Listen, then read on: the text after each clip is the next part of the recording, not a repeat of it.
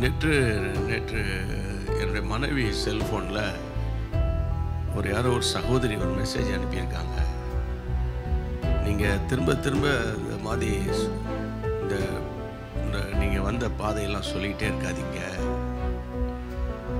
நம்ம முன்னேறி செல்லணும் அப்படின்ற மாதிரி சொன்னாங்க. அதை நான் ரெண்டு விதமாக பார்க்குறேன்.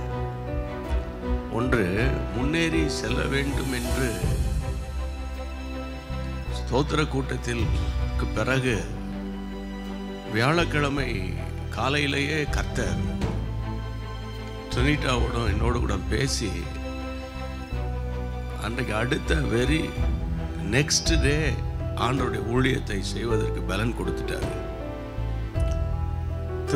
இங்கிருந்து திருச்சிக்கு பிரயாணம் பண்ணி போய் கூட்டங்களை நடத்த கர்த்தர் பலன் கொடுத்துட்டாரு. திரும்ப ஞாயிற்று இரவெல்லாம் உங்களோடு கூட சேர்ந்து ஜெபிக்க கர்த்தர் பலன் கொடுத்துட்டாரு. திரும்ப திங்கட்கிழமை, செவ்வாய்க்கிழமை, புதன்கிழமை இன்ன வரைக்கும் பலன் கொடுக்கிறார். பகல்ல ஜூம் மீட்டிங் நடத்துறதுக்கு பலன் கொடுக்கிறார். தேவனுக்கு மகிமை உண்டாகட்டும். காரணம் உங்களுடைய ஜெபம். இன்னொரு பக்கம் என்ன பார்க்கிறேன்னா, இன்னொருவருடைய கடந்து வந்த பாதைய, இன்னொருவர் கடந்து போன பாதைய புத்தகத்தில் வாசிக்கிறது இருக்குது, இன்னொருவர் சொல்ல அதை கேட்கிறது இருக்குது. ஆனா தானே அந்த பாதையின் வழியாய் கடந்து போய் கொண்டிருக்கும் போது அதை பற்றி பேசுகிறது இருக்குது. இது எது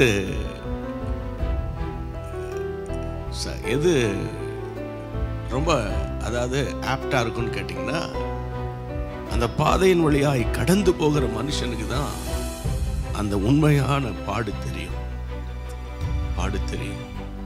இயேசுவும் நம்மை போல பாடுபட்டதுனால அவரை போல சோதிக்கப்படுகிற நமக்கு உதவி செய்ய வல்லவராய் இருக்கிறார். அதான் இயேசு. இப்படி சில ஆட்கள் கொடுக்கிற கமெண்ட்ஸ் இருக்குல்ல, அந்த நேரத்தில் வேதனையும் கஷ்டத்தையும் உண்டாக்குது. ஆனா ஒண்ணு தெரியுமா உங்களுக்கு,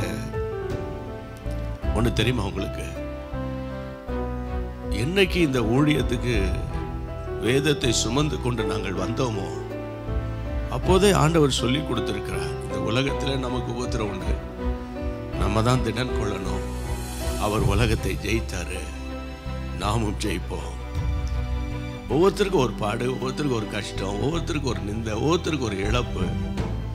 ஒருவருடைய இழப்பில் இன்னொருவர் பங்கு பெற்று அவங்கள தூக்கி விடணும். அழுகிறவர்களோடு அழுங்கள். ஏசப்பா லாசருவின் கல்ற தோட்டத்துக்கு போறாரு. அவர் அழ வேண்டிய அவசியமே கிடையாது. ஆனா அவர் மனுஷீகத்தில் இருந்ததுனால மார்த்தாள் மரியாள் அழுகிறதை கண்ட உடனே இயேசு தன்னை அறியாமலேயே கண்ணீர் விட்டார். அந்த வசனத்துல ஒரே ஒரு வசனம், இயேசு கண்ணீர் விட்டார். 1000 முறை ஆராய்ஞ்சு பார்த்தாலும் ஏசப்பா ஏன் கண்ணீர், நம்மளா இருந்தா ஏன் கண்ணீர் வடிக்கணும்? இதோ அவன் எழுப்ப போறான் பாரு. பிரியமானவர்களே, யாராவது இருக்கட்டும், இந்த உலகத்துல கடினமான பாதையின் வழியாய் போகும்போது அவர்களுக்கு ஆறுதலும், அவர்களுக்கு தேறுதலும், அவர்களை உற்சாகப்படுத்துகிற ஒரு ஆவி நம்ம எல்லாருக்கும் இருக்கணும். கமெண்ட் கொடுக்கிறது ரொம்ப ஈஸி. ஆண்டவருக்கு மகிமை உண்டாகட்டும்.